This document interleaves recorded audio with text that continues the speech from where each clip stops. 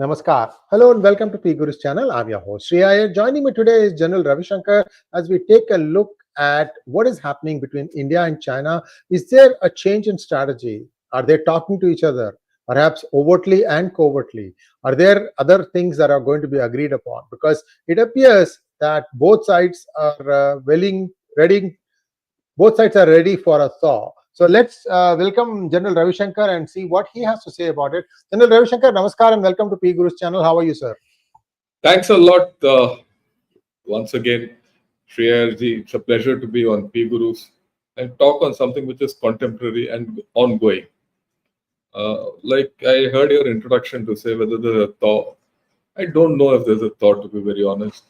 But there is a change. There is a subtle change between in this relationship between India and China, and it is driven by a few factors. Something like the gap between India and China is closing. It might not be apparent because we all know that their economy, as they stated, is got about 17 trillion and all that, and ours is about just about 4 trillion. Many people say they're 6 times our size and all that, and you can't catch up with China. Well, that is all nonsense. Overall power doesn't go by just having a great economy. The gap is closing, and we need to understand while India is rising, China is declining. And I'll prove it in a couple of slides down the line. So they are finding it difficult. We all know that. Just today, USA has implemented all the tariffs. From today onwards, all the tariffs which were announced earlier are implemented. Even Turkey has implemented 40% tariffs on Chinese goods. Malaysia, they're all good friends of China. And EU has also taken things. So, Chinese exports are going to fall. It's not only EVs. There's a glut in the steel market also. So they're dumping steel all over the world, and that's also being resisted. So overall, China's prospects are not great. And we've spoken earlier their internal issues and all. And I'll give a glimpse of all these. Consumption going down, demographic profile, so it's not happy. Whereas India is on a complete different trajectory altogether. So China is reaching out to us. And in this kind of a situation, we have to understand what's the subtle shift. With China, nothing is overt, nothing is said too much. You have to infer from peripheral talk and dialogue, and that's how it goes. And there are signs. So what I'll do is, if you, with your permission, I'll put you through those slides, and Yes, sir. then we will, you just look at this. Global Times comes out with this article. India's diplomacy as a S. Jaishankar problem, as if Jaishankar is the villain of the whole story. Within 10 hours, this article is taken down. I mean, it's surprising. What is the meaning of it? Why? And if you read this article, they've made it appear as if our foreign minister is the villain in the whole piece. And they've also made out in this article something very significant. That Jaishankar and the military are obstructing China's entry into India. And there's a lobby within India. And mind you, we're not talking about commercial lobby and all, within the ministry, which wants China in. And, Jaishankar is the barricade to that. So this fellow Wang Yuming has absolutely lambasted Jaishankar. Now this is taken off within 10 hours. I mean, this is something I have. I have the entire PDF, which is unheard of. Unheard of that Global Times would do this. Why did they do it? You have to understand why. People now say, no, BRICS is coming up, SCO is coming up. So how is it feasible that, if you rile up the external affairs minister, that too someone as prominent as Jaishankar, then our relationship with India will be bad. That, of course, is there, but that's the obvious answer. That's the obvious answer, right? Someone must have suddenly realized, what are we doing? Jaishankar is and Mr. Ajit Doval are, Modi's right and left hand man in the international stage, and they set the tune internally. And probably the guys who are asking for Chinese investment and all are still not on certain feet. They would have thought so. And there is more to lose than go ahead with such a article and they pulled it off. That's my view. And it is significant. Well, like I want to repeat it to everyone. Never, I've been reading Global Times ever since I can remember. Never have I seen this happen. There has to be something significant for such a event to happen. So I wrapped my head around this whole story. I said, look, why is this happening? You have to understand why this is happening. Look at this. In the past 1 month, we've done a lot of shows where we've said Xi Jinping is either sidelined or he was absent for some time after the third plenum, all that. Then there was this Baidahe meet. Baidahe is the elders meet. There, it's very clearly now coming out that Xi Jinping was given a dressing down internally. And that is why you see Xi Jinping's tone has changed. He's come out of the hiding. We don't know what's his status still, but it doesn't appear that he is now so affirmative as he was. And they seem to, internally, China seems to have changed some track.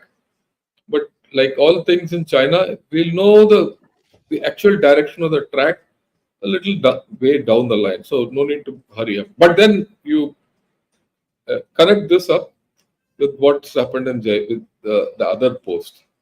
So there's change in China. The point is there's a change. That's a big inference.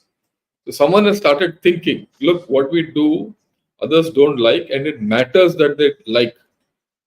Okay, it's not so simple. Now, this is the fact. Why is all this thinking coming about? This is the GDPs in 2022. 2022, you are still the fastest growing GDP, and China was behind you. Okay. Now, 24, this is the list, top 20 list. Whatever is in dark green are the top 20 countries which are growing. Of course, Guyana is growing very high because oil finds there and all that. And you will see Niger, Palau, these are all small, Senegal, these are all small countries. So they can grow at that rate, there's no big deal. India is 11th. In the top 20, you don't see China in this, in 24. This is the list for 24. You don't see China. You see the map on the right with the circle, there's no dark green for China. So China is dropping off. And that too is fake, whatever is there. They say 5%. 5% today's thing appears. Today, South China Morning Post says it's not that much. So that's why when I say the relative gap is closing, there's a movement up and down. Not prominent, but prominent enough to catch everyone's this thing, and prominent enough to worry China. That's the more important thing.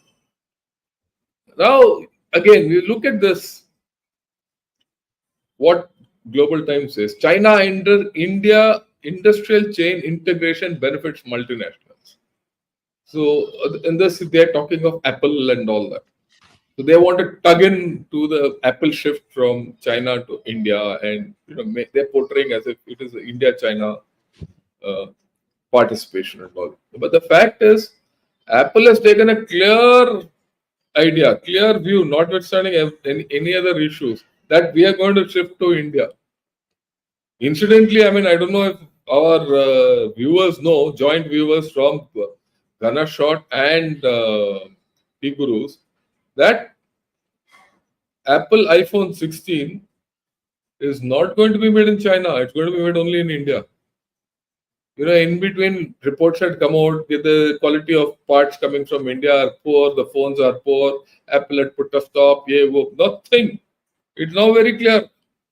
And I'm not talking about Indian press. I mean, everyone should know by now, I don't talk through Indian press. I'm talking through Chinese press. So there is a change. And this change is being felt in China. Okay. Now, again, this is Nikkei Asia, which says, look, India is edging warily to accept more investment. Yeah. Now, again, if you remember, just after the budget, it was news that Chinese investment is going to come, X, Y, Z. But 1 month down the line, there's some wariness in the whole story. It might happen, might not happen. It might happen selectively with a lot of this thing, a lot of feedback had gone, because I think some people in the economic affairs ministry and the finance ministry shot their mouth off. And people are now realizing, no, you can't allow China to come in so easily. So there's a wariness. And this, India has to impose 30% tariff on steel from China and Vietnam. And mind you, India is a lead in this. You know what China is doing? I mean, we all know. They have relocated their factories to Vietnam or Malaysia or some even to Bangladesh, but I don't think Bangladesh anything will come out now. Mexico. And they'll be produced from there and sent. Like they setting up factories in Mexico and you making use of NAFTA to push it into USA.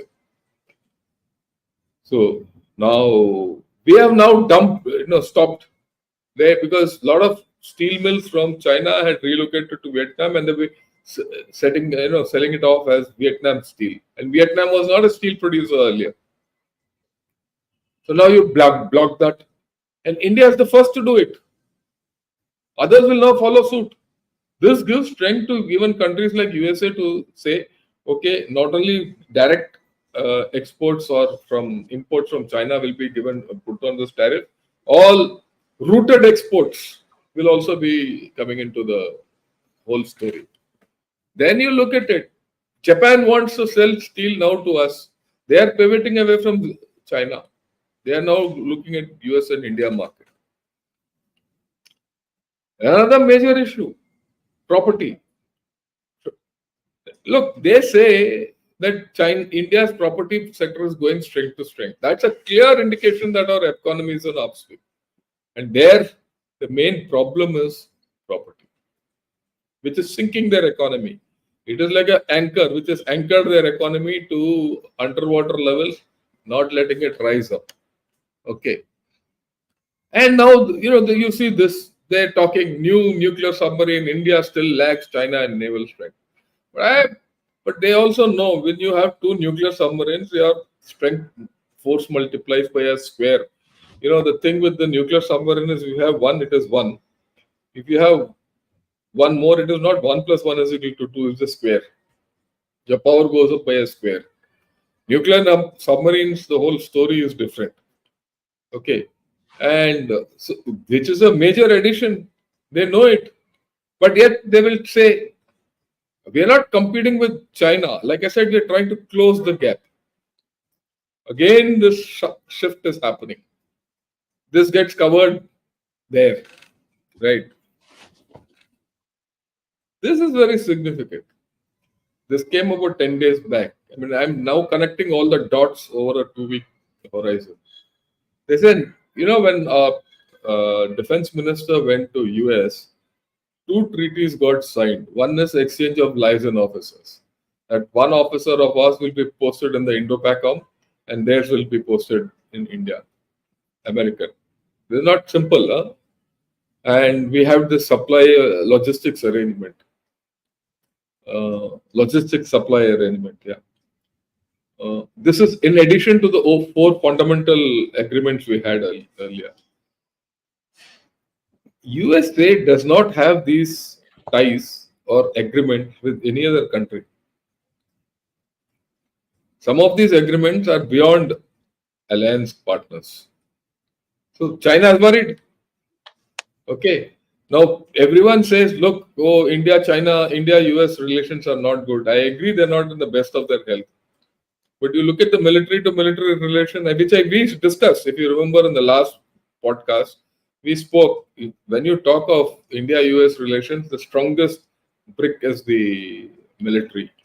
Now it gets reported in South China Morning Post. They say it's pulled off a miracle because China will give its left arm, right arm, left leg, left all its limbs to get into such a, I mean, not even such an arrangement, to get into some kind of a happiness mode with USA.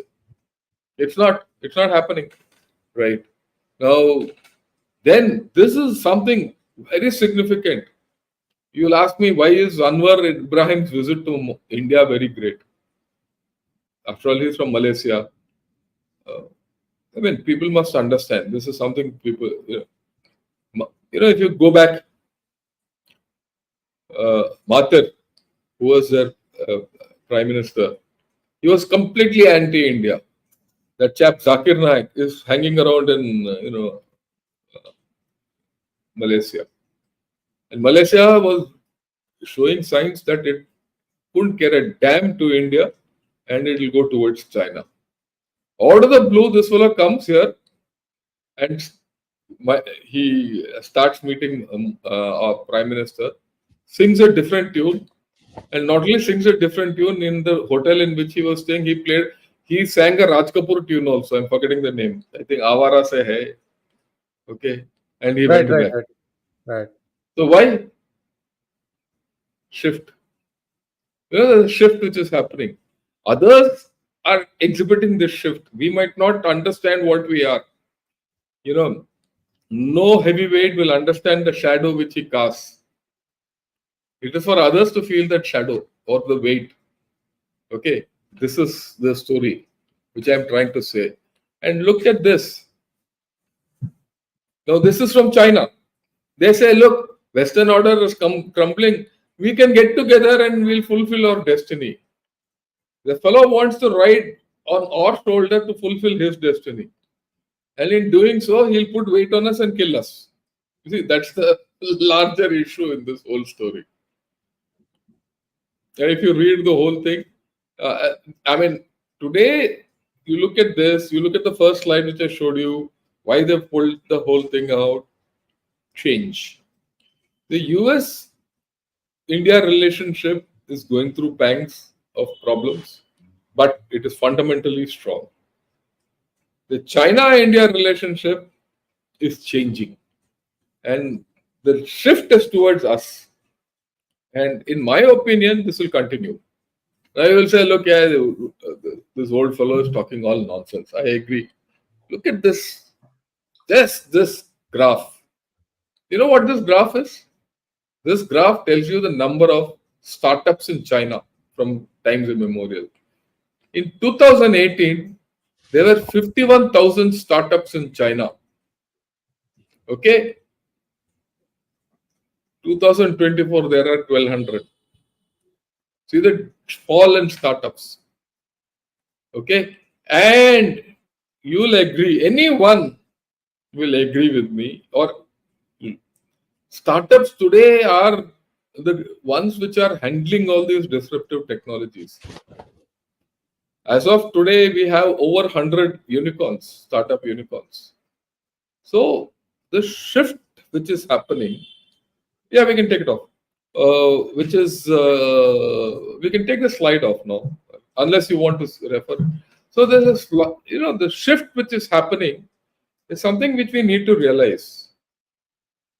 We spoke last week about the Indo-US relationship. Now I'm talking about the Indo-Sino-Indian relationship. Maybe next week we'll talk of Russia-India relationship. After all, there's a story coming up because Mr. Doval has gone to Russia to brief Mr. Putin, and this is after the visit to Ukraine by the Prime Minister. Some, parley has taken place.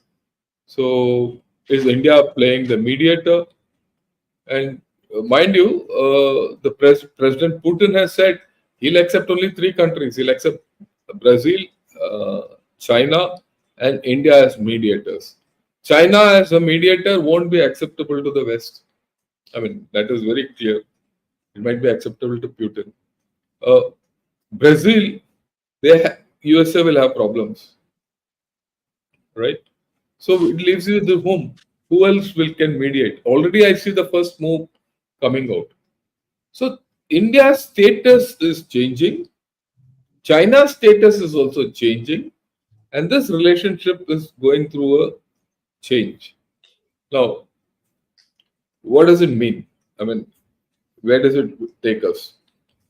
Are we going to see some thaw on the LAC and things might go forward? Possible. Because yesterday in, I think in Germany, or in EU, when external affairs minister was there, he spoke of, the problems with China are almost 75% over, 25% left, all that. But 25% is still a long way. We'll leave it at that. So there is a shift which is happening. And that is what we need to be cognizant of. We'll keep track of this. And it's a good sign for India. Mind you, all this, one might say, look, our neighborhood has gone to dogs, AWO, all that. But even that's not happening. I've done shows on Bangladesh. There's a lot of vitriol coming from Bangladesh. Understandable. But in this, I got some fantastic views from Sri Lanka. People in Sri Lanka are now thankful about what India has done. In fact, tomorrow I'm going to do a update on Bangladesh. So all those who want to know what's the view from Sri Lanka and what's the view from Maldives, join me tomorrow and I will go over it. I mean, it's actually, I couldn't believe some of the comments which come from Sri Lanka and from Maldives. So there's a shift which is happening. And whatever is happening in Bangladesh is temporary. There's also a shift happening in Pakistan. And it's going down. And yesterday I did a show with Mr. Tahir Gora, who's a Canadian expat, Pakistani expat who's settled in Canada. And he keeps track of events in Pakistan. And he felt for the first time, that's what he told me, that for the first time he feels that he sees in the horizon breakup of Pakistan. So that is a different story we can do differently. But if you look at this whole thing, we are well up, doing well. China is struggling. And I think we need to recognize this moment and see where it goes forward. So I'll take your questions and we can just have a discussion and then open it up. Thank you so much, General Ravi Shankar. Certainly, it's good to hear from people in Sri Lanka and Maldives as they see how India, as a bigger country, also has taken a very mature approach to this. Didn't match statement for statement, didn't try to do all that theatrics, but quietly worked behind the doors and waited for some things to stabilize before you start saying, okay, now you come talk to us. This is what you really need, and we'll help you with that. And I think that's where things stand. But as far as Bangladesh is concerned, we are still seeing a lot of posturing and grandstanding. So we'll have to wait and see how that plays out. Ultimately, they will. They'll come back. They don't have a choice. In fact, Professor Yunus, he did mention in I think an interview or something, that what can we do without India? We have to go for everything to India. So that will filter down. I'm confident. Yes, indeed. Sir, what I would like you to do, if you don't mind, is sort of summarize where you see this thing going ahead in the next couple of weeks, because we'll be back again with you in a couple of weeks' time. We'll take stock of what is happening in this region. This is becoming the most important region now. India, Bangladesh, China, Russia, Sri Lanka, because Sri Lanka is going to elections. And there's some things that are going to be changing there too. So, sir, please give a 2 weeks heads up while I go and line up the questions for both of us. Yeah, actually, I've done a major show on Sri Lanka. It was last week with Ambassador Gurjit Singh. Have a look at it. You'll get an in-depth view of how the elections in Sri Lanka are going to pan out. One. Number two, how we've covered our bases. We're in Sri Lanka at this point of time in a situation where it doesn't matter which party wins. Who becomes the next president? We've covered our bases. And Sri Lanka knows that, right? Whether it is Aruna Desnayake, who's from the NPP, New People's Party, or Ranil Wickremesinghe, or Sajid Premadasa, or Namal Rajpaksha. I don't think he's in the fray, but the other three are there. So anyone who is coming, we are in the loop. Muzu, he's changed. He's going to come to India on a visit, and he's seeking the FTA with India. And he's suddenly the hard reality of governance is over. अभी I'm very sure ये जो आदमी पहले बोलता था India out अभी बोलेगा India in okay I mean I'm just waiting for him to come and say please India in. So I have no doubt about it, and we should be magnanimous at this stage. Okay. Pakistan. No, Pakistan is linked to our J&K elections, right? What I mean, J&K elections, they're going to go on to three-phase elections from 18 to, and the results will come out by 1st or 2nd October. We'll see what happens. The mere fact that we are taking those, going through those elections, will give heartburn to the people of Pakistan. I mean, look at it this way. They'll say, so far they've been saying, oh, Kashmir is a problem and this and that and all that. And here Kashmir is going through elections nicely. Whichever party comes will, form the government, and things are coming back to normalcy. Oh yeah, there will be issues. There is a unsatisfied element within Kashmir. It's not going to go away easily. What's shown for the past 30 years will probably take another 10, 20 years to normalize. But you're coming back to democratic roots and things like that. Look at Pakistan, where democracy is gone for a toss completely. Today, Balochistan and KPK are in issues. That KPK chief minister was detained, and a whole lot of PTI members of the National Assembly, they call it MNAs, like our MPs, they were put inside the parliament and locked up. Actually, they were locked up by the police and the army. So that's enough chaos. So you'll see a clarity emerging out of our neighborhood.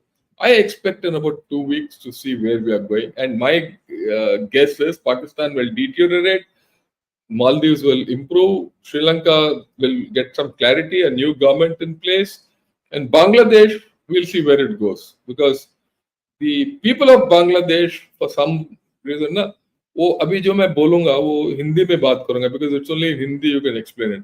वो भूत सवार है उनका, sir पे भूत सवार है. वो भूत जब तक नहीं उतरेगा, it will take time. So we'll wait. I mean, you have to have strategic patience with Bangladesh. So this is at the global level, we need to play our cards smartly. The golden opportunities in Russia, right? Need to repair our relationship with USA, and that will take time. That will take time because elections are there, and we don't know who's going to come out. We don't know whom to talk and how to talk at this point of time.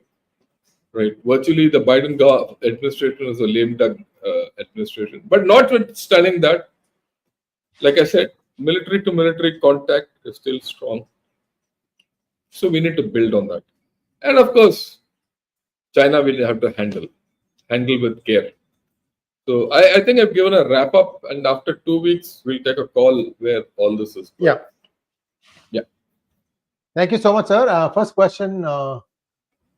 Thank you, Boypra AP, for becoming a YouTube member. Next question. JBJP wants to know, this is for me. You live in USA. Based on American discourse, what is your estimate opinion on the actual GDP of China? What do Americans say? What is the true number?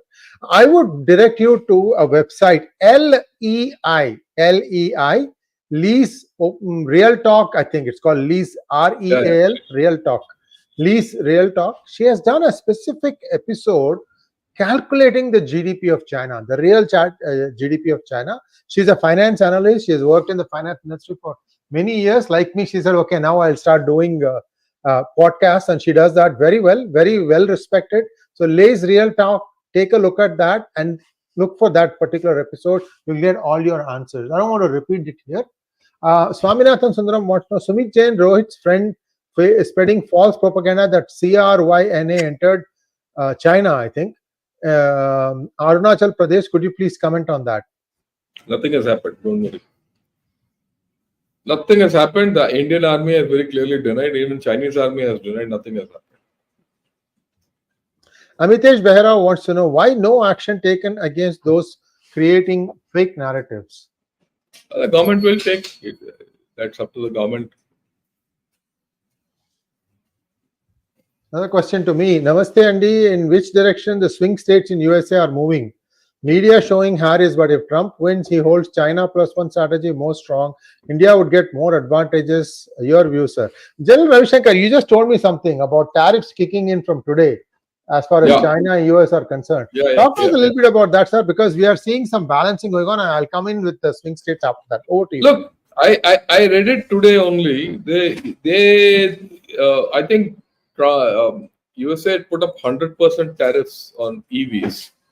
And I read this today in the evening that those will come into effect from today. All the tariffs which are put on China. And they put tariffs on other things also. I didn't get time to go through the whole thing. But if those tariffs come, I mean, balancing will be there, but how much will balancing will be there? Right. And of course, there's a second issue of EVs, which I came to know when I was in USA 2 months back and visited you also. You see, the Chinese EVs have a range of about 200 odd kilometers. And that's peanuts for USA. In USA, EV needs at least 350 to 400 kilometers minimum. And that's the impression I got when I spoke to you and many others and very significantly, I moved quite a bit in USA, and I've come back and moved. You'll be surprised. I've seen more vehicles, Chinese vehicles in Chennai than in USA. Right? Of course, not that I'm seeing too many. After I came back from USA, I saw so far I've seen about 10 to 15 BYDs on the road. Not much. Once in about 5-6 days, I see a BYD. I didn't see that also in China. So there is, I see two streaks to this whole thing. That we say EVs and, they're going to break the market and all. I don't see that happening. If those cheap vehicles were so attractive, people would buy. People are not buying. Why? So there is, I leave it to the wisdom of the people. They'll probably put the biggest tariff by saying no. True. Viewers, on the swing states in United States, what I'd like you to keep in mind are two things. One is that the number of people who now consider themselves as independent, neither Democrat nor Republican, but they will do it on a case-by-case basis. That has been going up. The independents were the biggest constituency in 9 states in the 2022 elections, and the independents are expected to grow in 20 states come November. So this particular segment has gotten disillusioned with both the Democrats and the Republicans, and they're saying we will hold our cards close to our chest and we will decide come election time. Now, there was a straw poll that was done by CNN no less, that took a poll of such people. They're also called as undecided voters because they are not showing their party affiliations. And there, they said that 65% would vote for Trump, 27% for Kamala Harris, with the remaining undecided still. Now, this is one poll. Survey may be 1,500 or 2,000. So that is one side. The other important poll is of Elon Musk, who said he conducting an unscientific poll. He said, this was before the debate between Kamala and Trump. He said, who do you think should be the president of the United States, Trump or Kamala Harris? And the number of people who took that vote was 23 million. 23 million people. Assume half of them were United States citizens or people who can vote. Well, let's make it 10 million. 10 million is a huge sampling size. And in that, it was 73% Trump, 27% Kamala. There is no contest here. These are on different planes, except there is a lingering doubt about how the actual game is going to be played on the ground. That's where the doubts are right now, and we Oh, have to wait and see I how mean, it plays out. yeah. Elections are something, completely unpredictable. And in a close election like this, I'll not put my bets on anything. After all, we know what happened in elections in India. Yeah. So, people have their own mind. So wait. People will swing the way they want. Next one is Akash Krishnan Tadani wants to know. Akash Krishan Tadani. Despite the present contours of global regional geopolitics, China shall remain our enemy. China shall maintain link up with Pak to continue with its threat towards us. Your views? Yeah, that there's no doubt about it. China will, let's be very frank. China will try its best. Look, what will China want? Let me put it. If the Chinese line will still forget the border, will do trade. Is that acceptable to us? No. They have to give way on the border for any trade to go ahead. Even then, we have to be very clear that, we shouldn't be swamped tomorrow. We shouldn't be China's alternative to USA or Europe.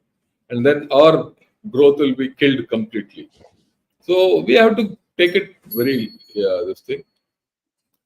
Look, why this period is interesting is you have a weakening China and you have a rapidly weakening Pakistan. And both are at a stage where they cannot recover. I'm making this statement. China and Pakistan cannot recover for different reasons. One has got too much population, the other has no population. That's the basic thing. So if that is the case, you have to play your hand very coolly. And I think the next 3 to 4 years are very critical in this context. The next 3 to 4 years, how India plays its hand, whether it's in trade, whether it's diplomacy, whether it's in macroeconomics or microeconomics or neighborhood policy or in defense, will be the make and break thing. I might sound hackneyed, but I'm going to catch all these straws and put it in the basket for all of you regularly. He and I might go twice a week hereafter on the international affairs, and we'll get back to you. In the meanwhile, I'll get you like my CASA webinars, the best of the people. I'll get ambassadors, I'll get generals who have held very major appointments, except getting a chief. Probably everyone else I've got on my show, a DGMO, a vice chief, army commanders, top guys who know what they're talking. And all my webinars will be available on P Gurus. We'll see how to make it live hereafter, and so that you can see live, right? And you're going to get the best. That you subscribe to Gunner Shot, you subscribe to P Gurus, you will get the best quality. And I can assure you, this is what I've been saying from day one. I will be unmatched for quality. I will not give you a US viewpoint. I will not give you a Pakistani viewpoint. I will not give you a Chinese viewpoint. I will not give you a BJP viewpoint. I will not give you a Tamil, the DMK viewpoint, or for that matter, a Congress viewpoint. I'll give you an Indian viewpoint, which is best for India, right? And that's what you're going to get. So take your choice, all of you. Yes, indeed. Today morning, we put out a very, very beautiful discussion that General Ravi Shankar had with General Ata Hasnain, Gautam, I don't remember the last name. Gautam Mukhopadhyay. He was the ambassador to Myanmar. And General Gautam Murthy, who is the founder of that virtual think tank CASA, right? And we keep doing this. And yesterday we did it on Pakistan. Not yesterday, day before we did it on Pakistan. We keep doing it. Yeah, and I think that also is on our channel. Yeah, we will get it. I'm sure you'll be able to put it. And maybe end of the month or beginning of next month, I'm going to do a very interesting thing. I'm giving you a heads up. I'm going to get this lady Aisha Siddiqa, who's written the book of military businesses of Pakistan. and she's now come up with a second edition of that. With editions, I'm going to get her and get to talk to her to understand the military businesses of Pakistan.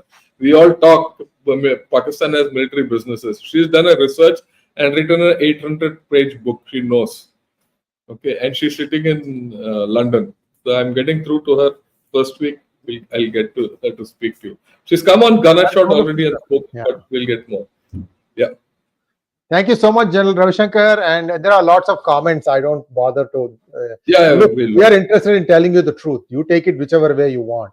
Thank you so much, General Ravi Shankar. And viewers, we'll be back again with General Ravi Shankar. We are having a regular content. It's on not just on P Gurus 1, but also on P Gurus 2. So if you're not subscribed to P Gurus 2, then you will not get the notification. So I request you all to subscribe to P Gurus 2. And you know how to do that. It's essentially, you need to go to our website, pgurus.com, or on our app, P Gurus app. There's an auto subscribe. You can go and click on whichever ones you want to subscribe. One button click and it will automatically subscribe you to multiple channels. So thank you so much, General Ravi Shankar. We'll be back again very soon. Namaskar.